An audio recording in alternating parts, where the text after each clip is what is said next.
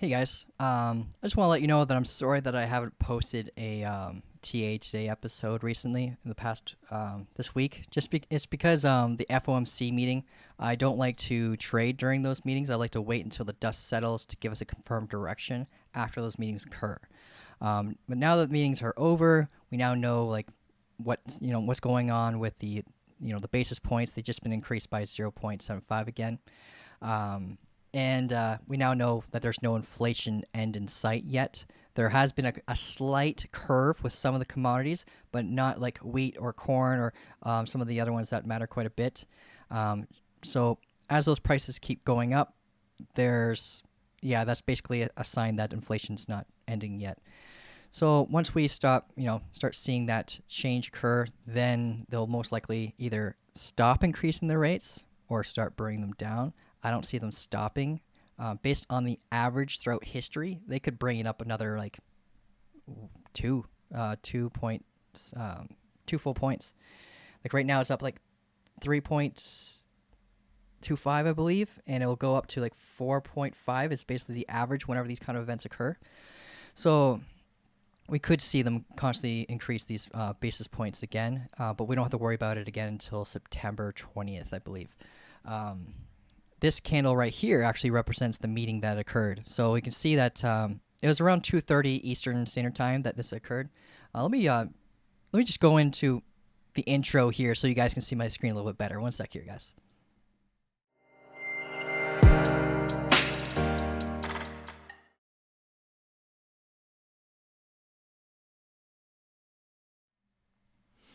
Another warning.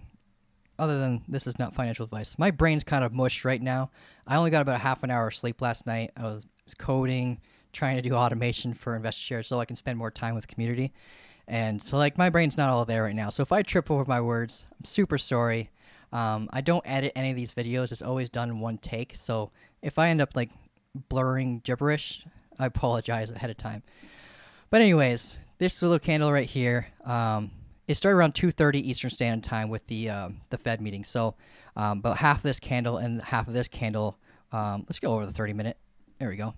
So these two candles right here basically accounted for the price action that occurred during the meeting.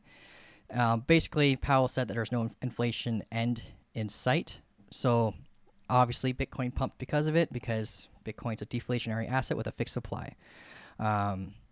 So yeah, Bitcoin pumped, and if we go over to the DXY, we can see that it dropped like crazy. People are losing faith in the dollar. But another thing you should be aware of, if I switch back over to the hourly here, we can see that this little price action that you see right here, where it came up and then came down, and we got this bounce and went up. So this acted as a confirmation for a longer macro formation, right? And ever since, we were tracking the uptrending momentum, which is this red line right here. And we just broke this momentum, so this is a sign that the DXY is going to start cooling off a bit. This could play off as like a little double top, but we have to wait until we see the DXY break out of this range for a confirmed drop. Because this acted as strong support before in the past, we want to make sure this is broken before, seeing a concrete direction that is going to keep going to the downside. Now, if it breaks to the downside and we end up using 106.16 as resistance, the next support zone that we have to look at is the 104.9 here, and it goes all the way down to 103.82. So what will likely happen is we'll see price action if it breaks below this range. We use this as a resistance.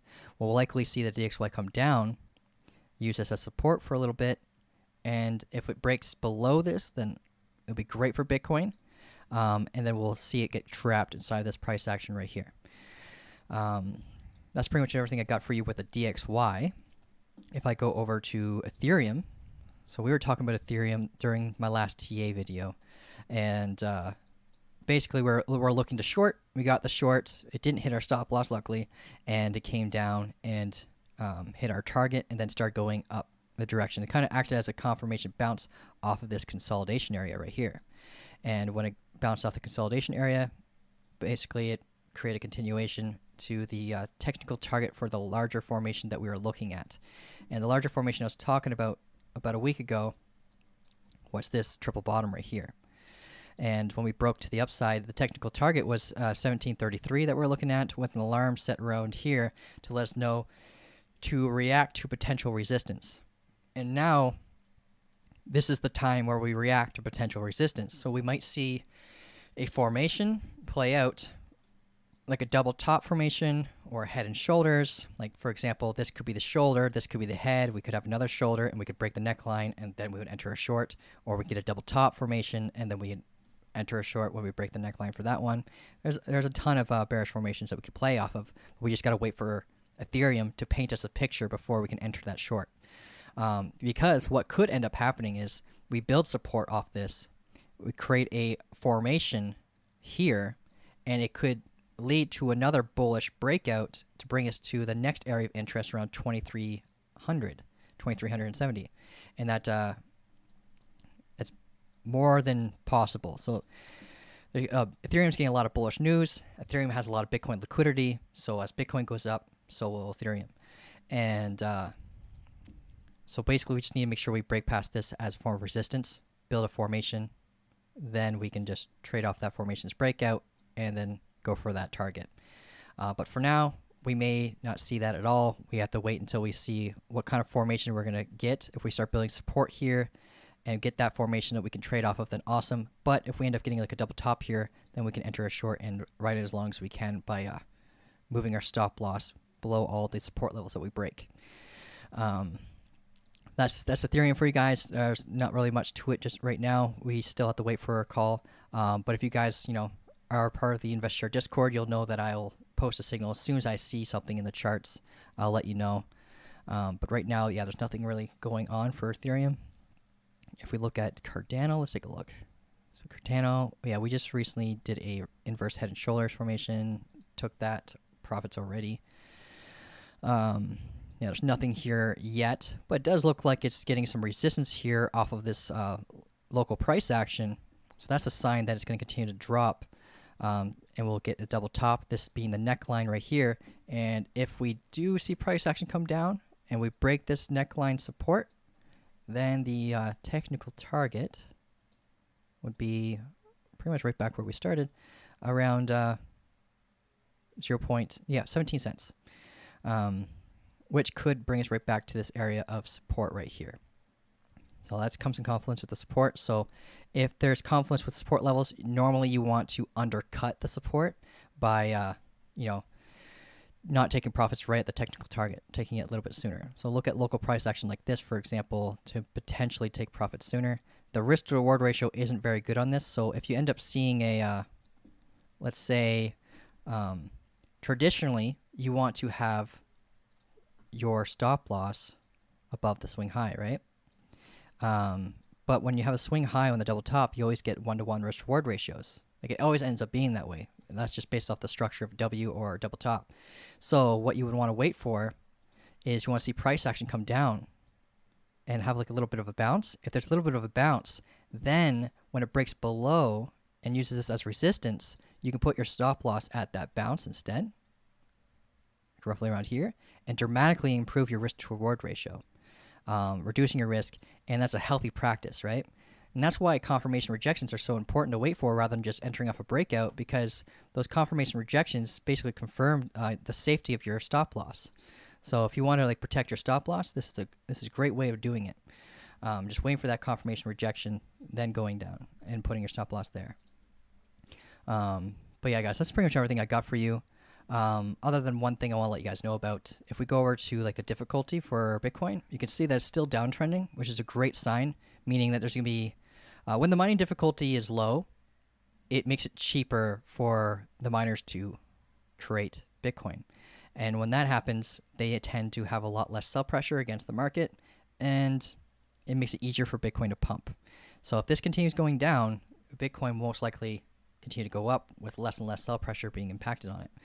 So there's that, a little tidbit there for you. If we go over to Mt. Gox ballots, I've been tracking this for the community, the investor community, just letting them know, because roughly around August or September, they're going to be releasing more of these tokens to the victims of the Mt. Gox hack. If you guys aren't familiar with Mt. Gox, the the issue that happened. Basically, when Bitcoin was worth around $400, Mt. Gox got hacked, and they actually were able to retrieve these funds back. And when they distributed some of those tokens back, it created a huge sell event during the last bull cycle, and it kind of like triggered. I wouldn't say like it was already overextended, like Bitcoin was already overextended, but this pretty much helped push that bear market.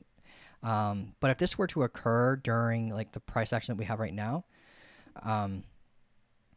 it won't be as damaging as what you see here because there's a lot less tokens, but not tokens, coins. It won't be as damaged to what you see here, but what ends up happening is like even though like this would only drop the price of Bitcoin probably by like 3 or 4%, what ends up happening is people will think it'll drop it more, and then they sell, and that's what causes like a huge FUD event, and it's just anticipation of a larger drop that's not going to occur. So I'm just gonna let guys know that you should be tracking this. If you're not tracking it yourself, you can go into the Vestiaire Discord, and under the on-chain data section, I'll post this once in a while to let you guys know if the funds have been moved from this trustee balance and into other people's wallets. But yeah, guys, that's pretty much everything I got for you guys. If you have any questions about everything I just said, you can reach out to me in the Discord. We do have a welcome section for even people that aren't members, where I can help you with like some basic questions if you need help with anything. Like you don't have to be a member to get, to seek help in this space. We'll do our best. We also have like a bunch of free courses as well that you can dive into and try to get educated on the space as well. But yeah, guys, that's everything I got for you. You have yourself an amazing day. I appreciate you watching this far, and please subscribe. Have yourself an amazing day.